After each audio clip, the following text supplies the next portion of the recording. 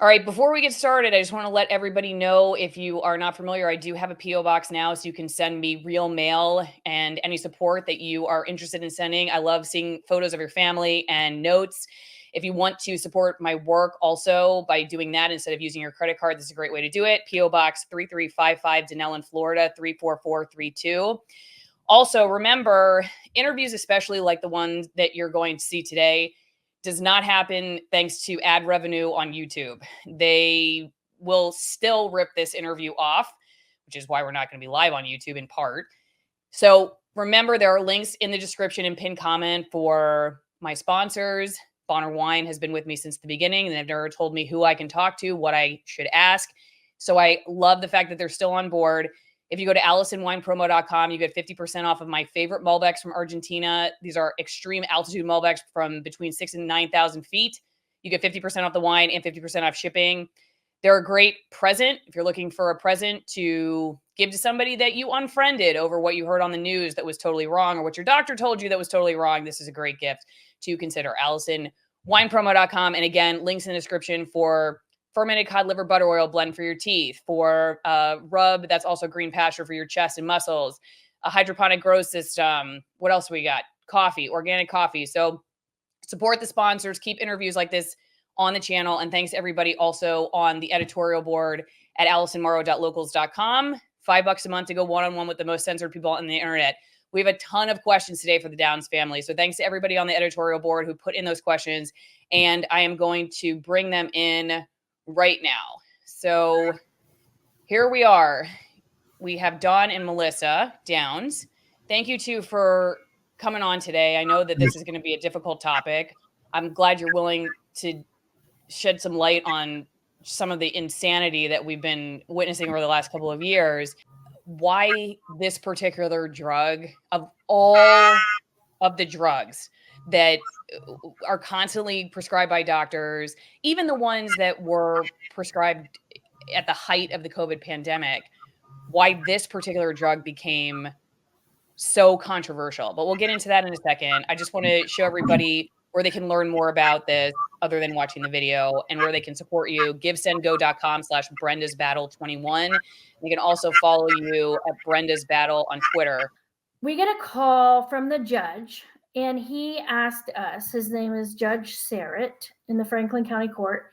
He said to us, he wanted to talk to us, and said, he explained what they'd been going over, and he said, okay, I think I'm going to agree to have them give your mother the ivermectin. However, you are going to have to sign a confidentiality agreement, basically a gag order, that states if you or your dad or your sister ever tell anyone that we've given her ivermectin, or this is about this case, you will be sued for $1 million each.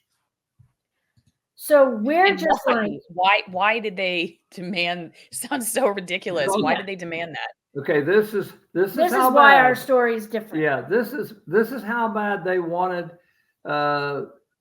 to not use the ivermectin or allow it. Mm-hmm. And the way the contract was written, that they was going to sue us right after they gave it to her, if they gave it to her. But they had other things in mind. You will not believe what you're going to hear. So we didn't know that at the time. No. We didn't know. When we didn't care what the contract said, because we would do anything to save her life. You're desperate, you know. Yeah. So we're like $1 million each. Okay, who cares? But this judge, at first, when our attorney called him from New York, attorney calls us back and says, I think we're going to be good with this judge. But something happened overnight.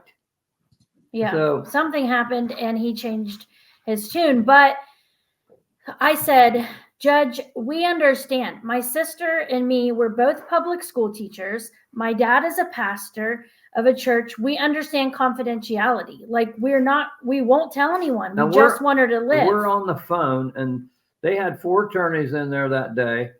And it's 4:30 when he calls us. So our local attorney was there. Ralph had been on the phone with this judge for a day and a half trying to work out a deal on this contract. So go ahead and tell him what the judge called us and said? So he called and said, go ahead and come to the court, and your mom will get the medicine today. Tomorrow. So we get there, and by the time we got over there, like 30 minutes later or so, again, something had changed drastically. And so our attorney in New York was saying they wouldn't let him on the phone. They wouldn't let him talk to us. Our local attorney was saying, okay, things have changed. We're like, we don't care. We just want her to have it.